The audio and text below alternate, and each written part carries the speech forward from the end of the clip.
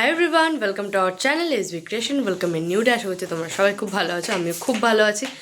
তো আজকে তোমাদের বলবো একটা জায়গার সম্বন্ধে, যেটা আমি অনেক দিন আগে ভিজিট করেছিলাম, বাট একটু কাজের চাপে আমি তোমাদের সাথে সেটা শেয়ার করতে পারছিলাম না। তো ভাবলাম যে চলো জায়গাটা ঘুরেই এসছি।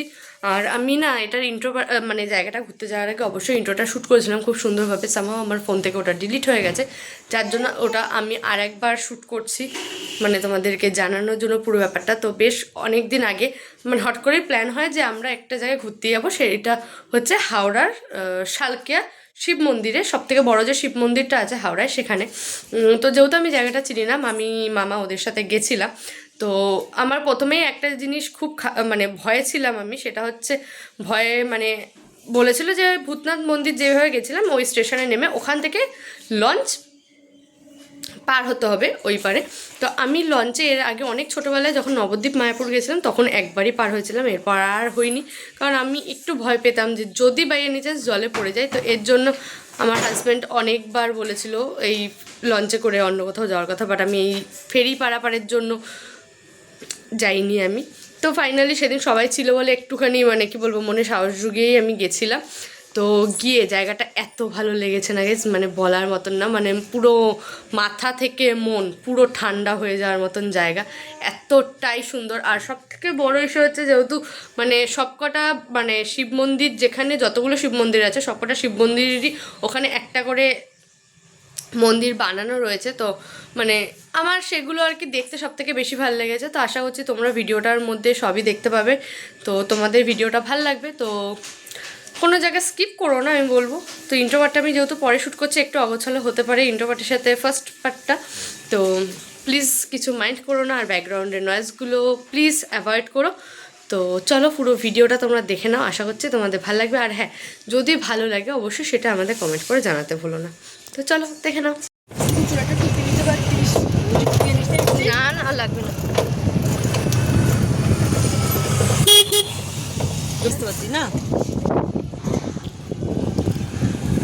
তো গাইজ এই যে আমরা সবাই চলে এসেছি এখন স্টেশনে। আর দেখো আজকে আমি আর বোন কিন্তু পুরো ম্যাচিং। এখান দিয়ে 2 অলরেডি ট্রেন পাস করছে, 4 এখনও ট্রেন আসেনি। মা আর ছেলে ওরা দুজন আবার ম্যাচিং আসছে। তো চলো কোথায় যাচ্ছি গিয়ে দেখাচ্ছি। গাইজ এই যে এতক্ষণে এই যে আরও 3 জন ব্যক্তি আসছেন, দেখতেই পাচ্ছেন এই যে দূরে। আমরা বৈশা পৌঁছে গেছি, বাট এদের আসতে অনেক লেট। তো চলুন এবার যাই আমরা।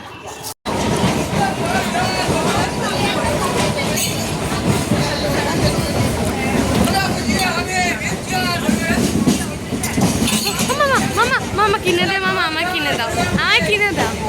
কত? তো গাইজ এই যে ফাইনালি আমরা ট্রেন থেকে নেমে পড়েছি। আর এই যে পেছনে সবাই দেখো। তো আসলে আমাদের মধ্যে একটা কথা আছে, ওই যে সামনে জাহাজটা দেখতে পাচ্ছ একটা বড়, ওটার ভেতরে সব কিছু আছে। 3000 টাকা পার পার্সন, যার ভেতরে সব কিছু এভরিথিং হয়। এই নিয়ে মা আর মামি দুজন মিলে আলোচনা করছে ওটাই। তো এবার চলো একটু সামনের দিকে যাই। আসল ব্যাপার হচ্ছে সামনের সূর্যটা দেখো, অফ এত সুন্দর লাগছে, এত সুন্দর লাগছে বোঝা বলার মতো না। আর এই জাহাজটা তো দেখা যাক কি হয় এবার।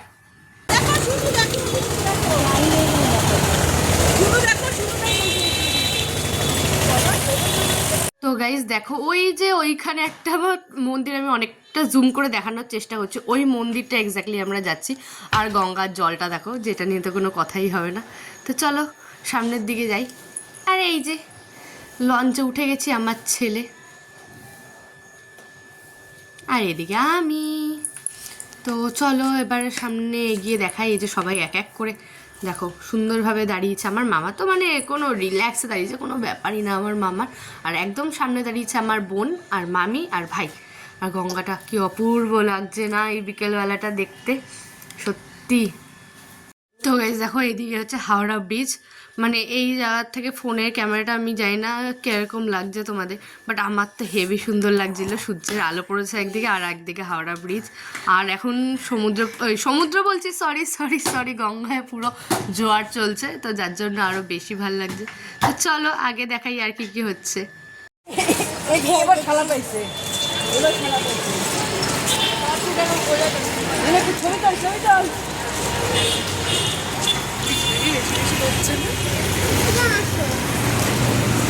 গাইস আমি বলি কিছু। আমরা মন্দিরে অলরেডি পৌঁছে গেছি, যেখানে আমাদের গন্তব্যস্থল ছিল। আমরা পৌঁছে দেখো সামনেটা কেমন লাগছে।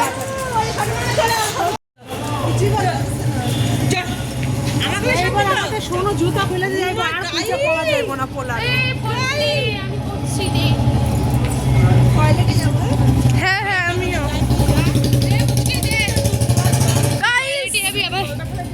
টয়লেটে তো ফোন চলে গেলাম।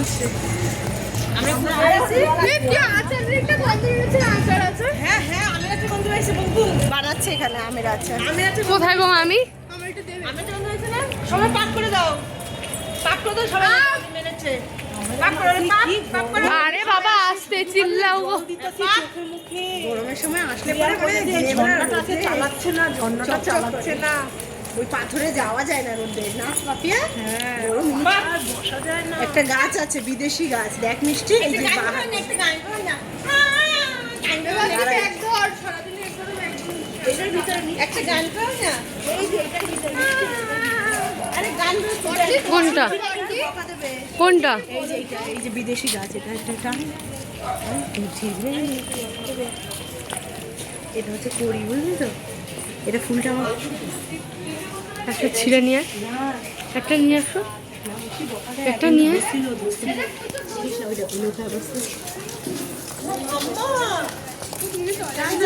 হ্যাঁ চল, টয়লেটে যাবো। চলো চলে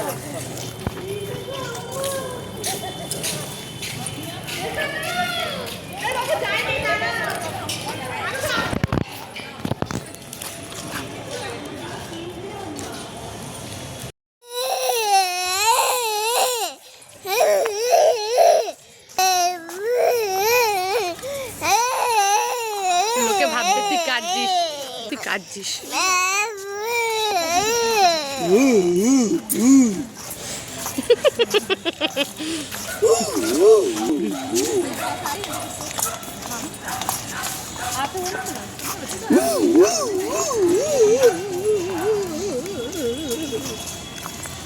Narwazik sióstr.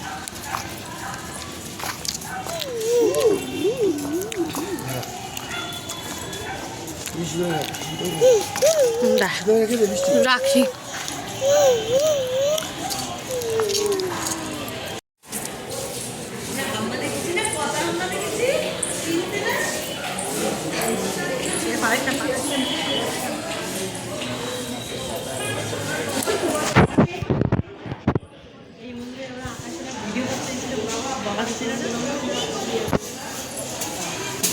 আমার বকা দিলে আমি শুনতেছি দাঁড়া।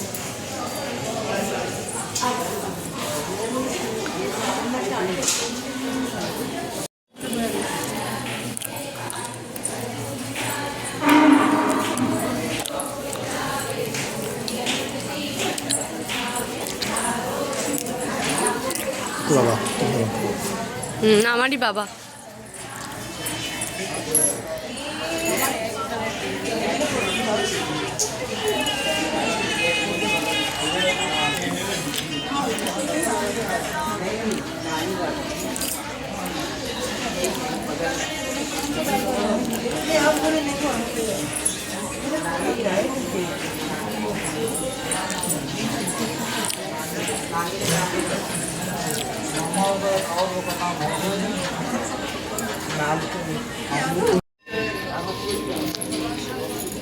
বাবারে, তোমার মেয়ের খবর তো জানি না।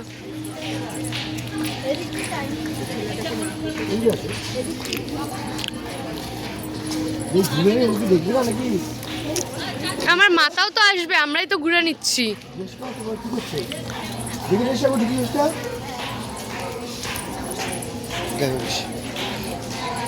দুটো খুলে বাঁচতে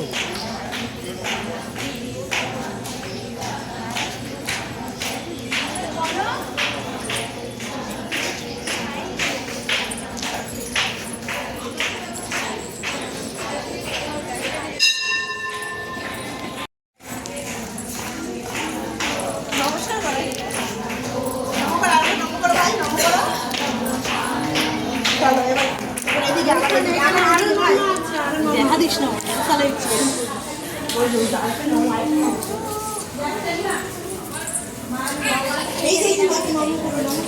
এই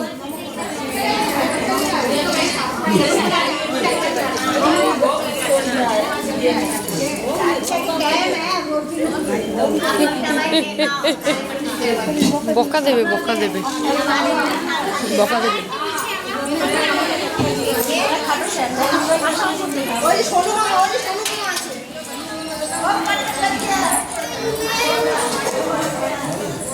সবার এখন লক্ষ্মীদানা দিয়ে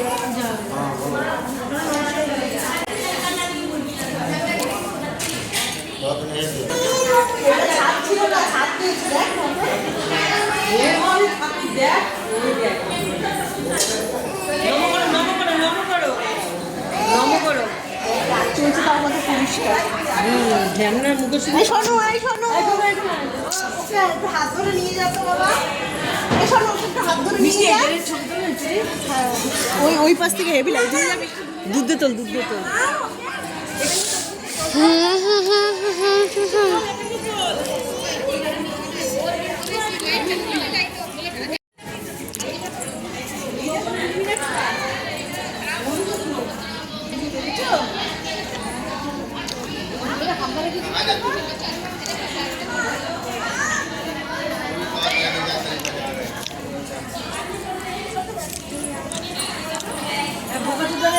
বাইক কাটতে বলো তাদের সাথে।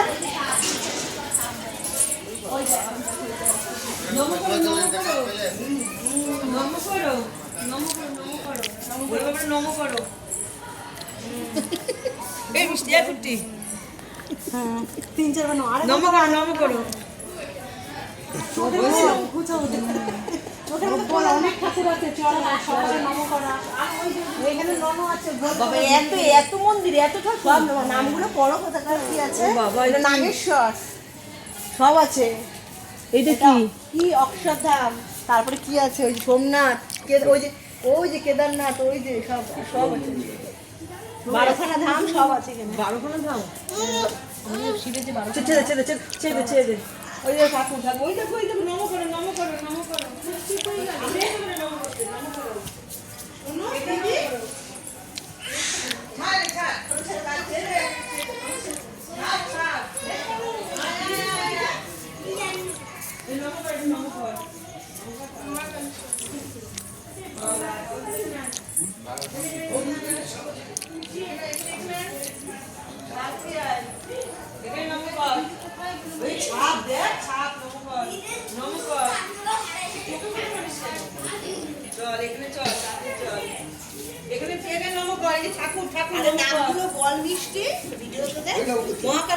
ওটা তো বাড়ি গিয়ে দেবো, ওটা তো বাড়ি গিয়ে বলবো।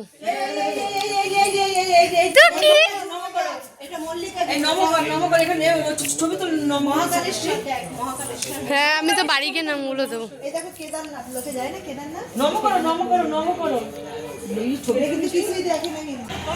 তো গাইস দেখো আমরা ওই পার থেকে এই পারে এসছি এই মন্দিরটা দেখার জন্য, আর ওই পারে কিন্তু ভূতনাথ মন্দির, আর এই পারে হ্যাঁ মন্দিরটা এক্সাক্ট নাম জানি না, শুনে আমি তোমাদের জানাবো। তো চলো বাকিটা দেখাই। তো গাইস ফাইনালি বাড়ি চলে এসেছি, বাড়ি এসে ফ্রেশ হয়ে গেছি, আর এখন বাজে হচ্ছে প্রায় 8:30, আর আমরা সবাই বেরিয়েছিলাম ওই বিকেল 3:30 নাগাদ। তো আস্তে আস্তে অনেকটাই লেট হয়ে গেছে, বিকজ রাস্তায় মানে কি বলবো এমন একটা ইনসিডেন্ট ঘটেছে যেটা না বললেই নয়। সেটা হচ্ছে আমার মা সোনার কানের পড়ে গেছিলেন ওখানে, তো হট করেই এবার মানে তার এক কানের একটা হট করে হাত দিতে গিয়ে কানের পেছনে যে ডান্ডিটা থাকে সেটা ভেঙে যায় রাস্তার মধ্যেই ইনস্ট্যান্ট। তো কানেরটা জাস্ট পড়ে যায়, তো সেটা মা দেখেছে যে সামনেই পড়েছে। তো মা যখন খুঁজতে যাচ্ছে, আর ওই জায়গায় না মেঝে না মানে সারা রাস্তায় যেহেতু ওই জায়গাটায় ওই ট্রিপল যেগুলো হয় ওগুলোর কাজ বেশি হয়, সো ওরকমই কিছু কাজ হচ্ছিল। তো যার জন্য ওই জায়গায় মা ওটা খুঁজে পাচ্ছিল না, কিন্তু মা দেখেছে এক্স্যাক্ট একটা জায়গাতেই পড়েছে। তো মা আমাদের ডেকে বলছে দেখ এরকম কানের থেকে কানেরটা খুলে এখানে পড়লো, বাট আমি এখন আর খুঁজে পাচ্ছি না। তো মা যখন কান থেকে কানেরটা খুলে পড়েছে আর আমাদের ডেকেছে, ওইটুখানি টাইমের মধ্যে জিনিসটা আরেকজন, মানে ওই জায়গাটা একটা রিক্সা স্ট্যান্ড বলতে পারো তোমরা, তারা নোটিস করেছে জিনিসটা। দেন তারা আস্তে করে পা দিয়ে কানেরটাকে সরিয়ে চেপে দাঁড়িয়েছিল। আমরা অনেকক্ষণ প্রায় আধ ঘন্টার কাছাকাছি খোঁজাখুঁজি করেছি সবাই মিলে। মানে কি বলতে পারো তোমরা, মানে কি বলবো, মানে হাতে ফোন নিয়ে মানে বিধ্বস্তভাবে খোঁজাখুঁজি করছি সোনার কানেরটার জন্য। যেহেতু মা সোনার কানের বলে কথা, জিনিসটা অন্য কানের হলে আমরা অতটা গায়ে মাখাতাম না, জাস্ট চলে আসতাম। তো খোঁজাখুঁজি করার পর তো একটা লোক এসে জানায়, সে অনেকক্ষণ ধরে আমাদের বলছিল যে কানেরটা এখানে থাকতে পারে, ওখানে থাকতে পারে, এখানে খুঁজুন সেখানে খুঁজুন, কিন্তু আলটিমেটলি লাস্টে আমাদেরকে এটাই মনে হলো সে মানে টিম অফ দ্য লিডার যেটাকে বলে সেটাই। তো আমাদের এসে বললো যে এরকম আমার কানে একটা খবর এসছে, কানেরটা নাকি পাওয়া গেছে। তো আমরা বললাম কোথায় পাওয়া গেছে বলুন, আমরা নিয়েছে, বলছে এখানে একজন পেয়েছে, তাকে কিছু টাকা দিলে সে দিয়ে দেবে। তো মামা বললো ঠিক আছে দেখি আগে ওই কানেরটাই কিনা। তো যখন আমরা তার কাছে দেখতে চাই, সে দেখায় এবং দেখা যায় যে হ্যাঁ এক্স্যাক্ট মানে আমাদেরই কানেরটা। তো আমরা দেখি, মিলিয়ে দেখি যে সব ঠিকঠাক আছে কিনা, দেখলাম সব ঠিক আছে। তো তখন তারা বলে যে 500 টাকা ইনস্ট্যান্ট দিতে হবে, 500 টাকা না দিলে পরে তারা কানের রিটার্ন করবে না। তো মা যখন জানতে পারে, মা বলছে কেন, কানেরটা তো আমার পড়ে গেছিলো, আমি খুঁজছিলাম পাইনি, তোমরা পেয়েছো আমাকে দিয়ে দাও। তো খুশি হয়ে আমার যেটা দেওয়ার ইচ্ছে আমি তোমাদের সেটা দেবো। তো মা প্রথমে তাদের 100 টাকা দেয়, তাকে 100 টাকা দেয়, বলছে না আমি একা খুঁজিনি, 4 জন মিলে আমরা খুঁজে পেয়েছি, আমাদের 4 জনকে টাকা দিতে হবে। তো মা আরও 100 টাকা দেয়, 200 টাকা দেয়, যে 50 টাকা করে তোমরা নিয়ে নাও, যেহেতু খুঁজে দিয়েছো থ্যাংক ইউ। না 500 টাকা মানে 500 টাকাই লাগবে। তো এই নিয়ে অনেকই হয় মা দেবে না, তো মামা বললো থাক আর ঝামেলাঝাটি করে লাভ নেই, আমরা পরে আরও 100 টাকা, টোটাল 300 টাকা তাদেরকে দিই। দেওয়ার পরে তারা কানেরটা আমাদের দেয়, ওখানে কিছু ওই মানে কথা কাটাকাটি হওয়ার পর আমাদের দেয়। দেওয়ার পর মা তো আগে প্রায় ফুসছিল যে শুধু শুধু বিনা কারণে 300 টাকা গেলো। ইনফ্যাক্ট মা না, আমি, বোন, মামিরা সবাই এটা বুঝতে পেরেছিলাম রীতিমতন এটা একটা স্ক্যাম হলো। তো যাই হোক কিছু করার নেই, জিনিসটা আমাদের দরকার ছিল। 300 টাকার থেকে সোনার কানের দামটা আরও বেশি। তো বাড়ি আসার পর বড় মামা শুনেও জিনিসটা রাগারাগি করছিল যে কেন দিলাম। জিনিসটা আমাদের সামনেই থানা ছিল, চাইলেই আমরা মানে 4-5 পা হাঁটলেই সামনেই থানা, চাইলেই আমরা থানায় গিয়ে কমপ্লেন করতে পারতাম। যেহেতু আমরা ওই এলাকার নই, ওই এলাকায় জাস্ট একটা ভিজিট করার জন্য গেছি, তাই আমরা পুলিশের মধ্যে জড়াতে চাইনি, তো আমরা চলে এসেছি। তো যাই হোক একটা বিশাল বড় অভিজ্ঞতা হলো ঘুরতে গিয়ে আজকে, মানে অনেক কিছু শিখলাম এই জিনিসটা দিয়ে, অনেক কিছু বুঝলাম, মাথায় থাকবে নেক্সট বার কোথাও ঘুরতে গেলে সোনার জিনিস একদমই পরে যাবো না, এটা ভীষণভাবে মাথায় ঢুকিয়ে নিয়েছি। তো যাই হোক আশা করছি ভিডিওটা ভালো লাগবে, কারণ জায়গাটা দুর্দান্ত দুর্দান্ত জায়গা, মানে এত সুন্দর জায়গা আমি এখন রিসেন্টলি এত সুন্দর সুন্দর জায়গায় ভিজিট করছি, জায়গাগুলো অসাধারণ অসাধারণ এক কথা। তো যাই হোক তোমাদের কেমন লাগলো সেটা অবশ্যই জানিও, আমার তো খুব ভালো লেগেছে, তো তোমাদের কেমন লাগলো জানিও। তো ভিডিওটা এখানে শেষ করছি, টাটা বাই বাই, ভালো থেকো।